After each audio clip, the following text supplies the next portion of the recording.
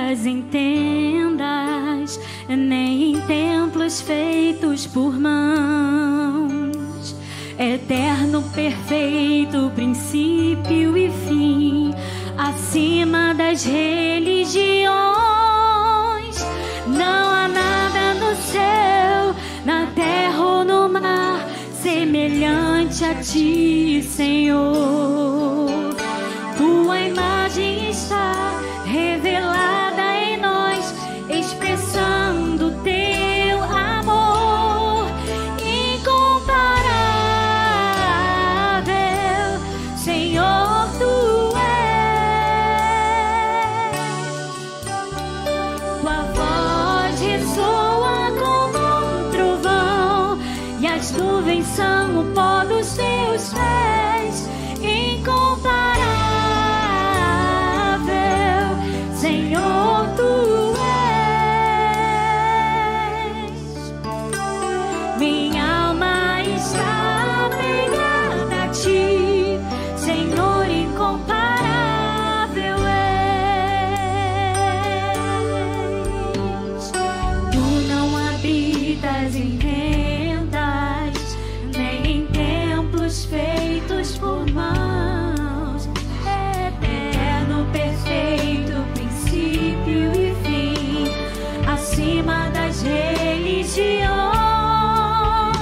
Não há nada no céu, na terra ou no mar, semelhante a ti, Senhor.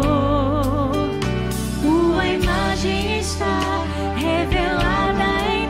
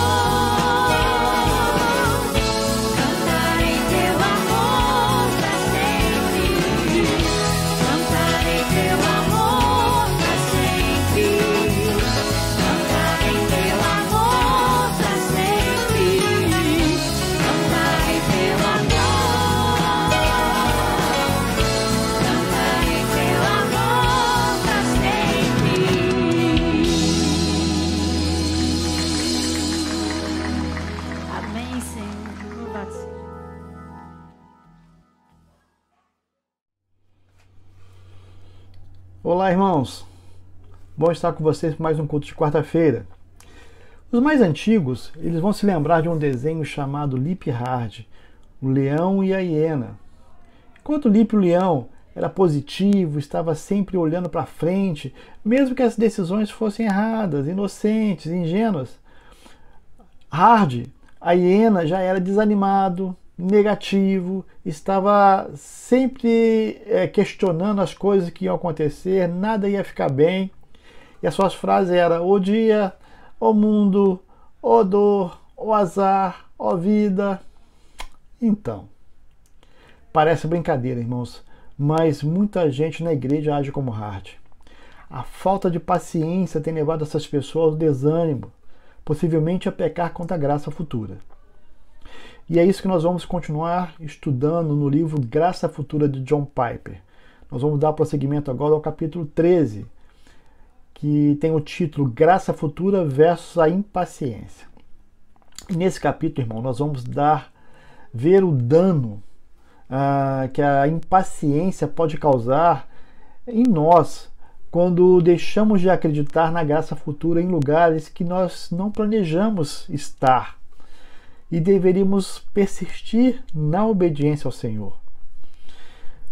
Impaciência, ela pode ser traduzida como a incapacidade de suportar algo ou alguém, pessoa que não sabe esperar. Na vida espiritual, irmãos, a impaciência, como retrata o autor aqui do livro, é uma forma de incredulidade. Podemos ser dominados pela impaciência, por exemplo, quando os nossos planos são frustrados, quando fracassamos num ideal qualquer, quando os sonhos não se realizam. Nós chegamos até a colocar a sabedoria e a bondade de Deus em xeque. Por outro lado, nós devemos, de uma certa forma, não ser assim. Nossa atitude deveria ser de total paciência, de esperar com disposição, irmãos, confiando com sabedoria e maturidade na resposta de Deus, segundo a sua vontade para as nossas vidas. Passando por esses lugares que muitas vezes nós não queríamos estar, mas com obediência. John Piper ele vai ilustrar essa paciência relatando a história de uma jovem chamada Marie Durand, uma jovem francesa, adolescente de 14 anos. Ela é uma protestante francesa, conhecida como Huguenotes. Esses Huguenotes eram o nome dado aos cristãos protestantes franceses. Bom, ela foi acusada de heresia e foi solicitado que renunciasse à sua fé, a fé cristã. Bom, não foi pedido uma atitude imoral, não foi pedido algo criminoso ou alguma coisa que ofendesse a moral da menina. Não, apenas que ela se apostatasse da sua fé, que logo ela não concordou. E por isso, irmãos, ela e mais 30 mulheres foram presas numa torre perto do mar por 38 anos. Já pensaram? Pois é. E ao invés delas se abdicassem da fé, reclamassem de Deus, de se sentirem fracassadas, elas rabiscavam na parede da prisão: resista. Irmãos, a paciência é a capacidade de resistir, de perseverar, de esperar sem murmuração, é a esperança além da vida temporal, é a compreensão da graça futura, entendendo que a esperança se estende além daqui. É isso que nós queremos, algo que não pare, que termine aqui, mas que tenha continuidade. E é isso que Deus nos oferece. Enfim, a paciência nessa vida, crendo na esperança de que Deus nos sustenta em meio às aflições. Nós vemos isso, irmãos, quando Paulo escreve na sua segunda carta a Coríntios, no capítulo 4, versos 16. Paulo escreve assim: por isso, não desanimemos. Embora exteriormente estejamos a desgastar-nos, interiormente estamos sendo renovados dia após dia. Pois os nossos sofrimentos leves e momentâneos estão produzindo para nós uma glória eterna que pesa mais do que todos eles. Assim, fixamos os olhos não naquilo que se vê, mas no que não se vê, pois o que se vê é transitório, mas o que não se vê é eterno. Queridos, o que Paulo orienta, o que Paulo nos mostra aqui é que a nossa paciência deve ser movida por aquilo que está além do que é transitório, do que é temporal. A ideia, irmãos, é que a graça futura vai além do que nós podemos ver. Ela vai além daquilo que nós possamos pensar. Ela vai além da eternidade. Bom, mas para que a paciência, para que nós possamos praticar isso, é necessário que sejamos fortalecidos no Senhor. A ideia aqui é que nós precisamos pedir ao Senhor uma força que está além da nossa capacidade, da capacidade humana.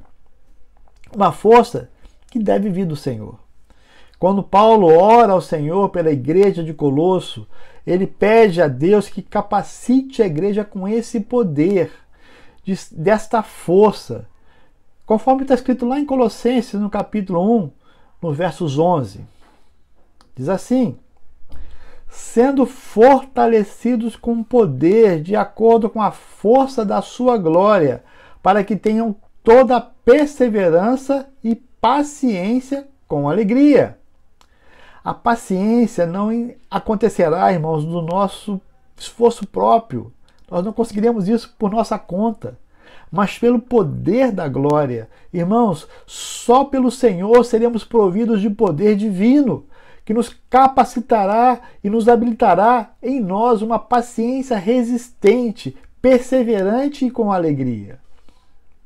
Bom, nós precisamos agora então confiar em Deus para que Ele possa transformar as barreiras em bênção. Isso é uma coisa que talvez pese para nós. Talvez isso seja um dos maiores obstáculos para a paciência.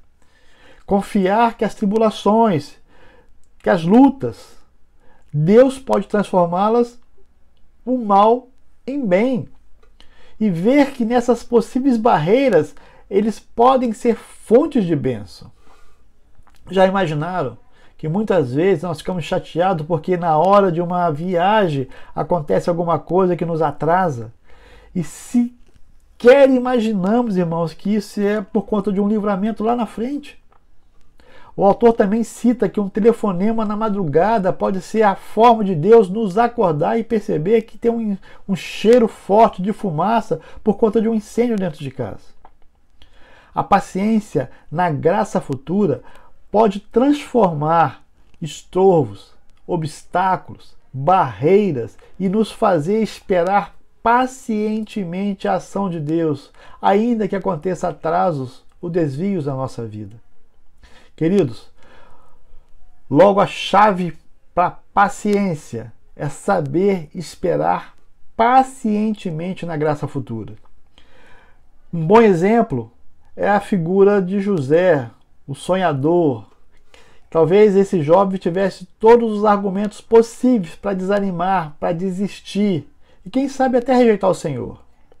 Afinal, ele foi rejeitado pelos seus familiares, quase morto, vendido pelos seus irmãos como escravo, e ele permanece íntegro nas suas convicções no Senhor.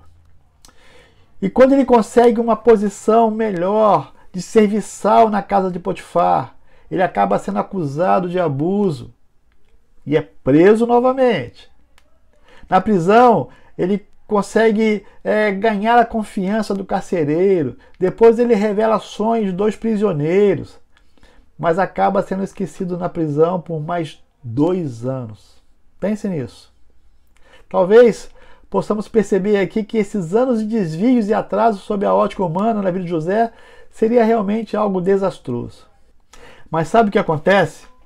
Deus faz de José o segundo homem do Egito. O segundo homem mais poderoso. Da prisão ao senhorio. E ainda mais, Deus permite o encontro dele com seus irmãos, aqueles que venderam ele lá atrás como escravo. Que tinham aí, pelo menos, o aparente ódio dele.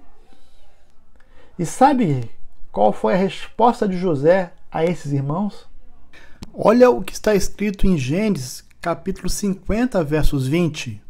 Vocês planejaram o mal contra mim, mas Deus o tornou em bem, para que hoje fosse preservada a vida de muitos. Nós aprendemos aqui, queridos, que Deus tem um controle de todas as coisas. Tudo está sob o controle e autoridade de Deus. A ideia é descansar, porque todas as coisas contribuem para o bem daqueles que amam a Deus. E falando em contribuir, quando falamos dos percalços da vida, de aparentes atrasos e desvios, talvez a morte seja a que mais assusta. Mas precisamos entender que a aparente derrota da morte faz parte de um grande plano, de uma grande vitória conquistada na cruz. Queridos, Paulo, escrevendo a sua carta aos Romanos, no capítulo 8, versos 35 a 37, ele propôs o seguinte: quem nos separará do amor de Cristo? Será a tribulação, a angústia, a perseguição, a fome, a nudez, o perigo ou a espada? Como está escrito, por amor de ti, enfrentamos a morte todos os dias. Somos considerados como ovelhas destinadas ao matadouro, mas em todas essas coisas somos mais do que vencedores por meio daquele que nos amou. Quando parece que as coisas estão conspirando contra nós, quando as frustrações tentam nos arruinar, quando os planos são frustrados ou quando a morte bate à nossa porta, isto não é o fim. Lembre-se que Jesus venceu a morte. Então, meus irmãos, espera no Senhor, pois o Senhor está agindo, produzindo algo esplêndido, que nós só conseguiremos entender confiados nele. Esta é a chave da paciência. E por fim, quando sustentamos a paciência por meio da fé, na graça futura, herdaremos de Deus as promessas dessa graça. Irmãos, há uma promessa de herança de Deus para os seus filhos e só chegaremos a recebê-las através da paciência. Então, como experimentar dessa paciência? Observando o que o autor de Hebreus escreveu no capítulo 6, no versos 11 e 12. Queremos que cada um de vocês mostre essa mesma prontidão até o fim, para que tenham a plena certeza da esperança, de modo que vocês não se tornem negligentes, mas imitem aqueles que por meio da fé e da paciência recebem a herança prometida. Obediência e disciplina são as chaves para combater a impaciência e a incredulidade. Irmãos, quando nós andarmos por caminhos de atrasos, de desvios, em lugares que nós não desejamos estar, a chave para a vitória está na força da esperança da graça futura. Queridos, esse combate nós não vencemos sozinhos. É no poder do Espírito Santo, é no Senhor que nós lutaremos, é no fundamento da sua palavra, é quando nos apoiamos na bondade de Deus, que as suas misericórdias que são renovadas a cada dia. Irmãos, em Deus, nós renovaremos a nossa esperança da graça futura. Está passando por crise? Por dificuldades? Não perca a sua paciência. Ao contrário, entregue na mão do Senhor. Entregue para que o Senhor renove as suas forças e dê ferramentas para vivermos uma luta a qual nós não podemos desanimar. Ao contrário, porque nós temos a esperança daquilo que nós herdaremos futuramente. Irmãos, que o Senhor nos abençoe e nos faça acreditar na graça futura a cada dia. Deus abençoe. Vamos orar? Muito obrigado, Senhor Deus, por reconhecer o teu amor, por reconhecer, Jesus, que a graça futura ela não é algo para brincar, mas para acreditar. Muito obrigado, Jesus, porque por essa graça nós podemos aumentar a nossa confiança em Ti. Senhor, faça com que a nossa paciência ela seja, Senhor Deus, estruturada, fundamentada na Sua palavra. Que nós possamos ter força do Espírito Santo para lutar quando as situações mais difíceis acontecerem. Não deixe, Jesus, que os desvios e o atraso façam que nós percamos a nossa esperança, ao contrário, que nós possamos olhar para frente, na esperança de algo eterno que há de acontecer para a tua igreja. Que tu nos fortaleça a cada dia. É a oração que fazemos em nome de Jesus. Amém, queridos? Deus abençoe. Fique com Deus e até a próxima.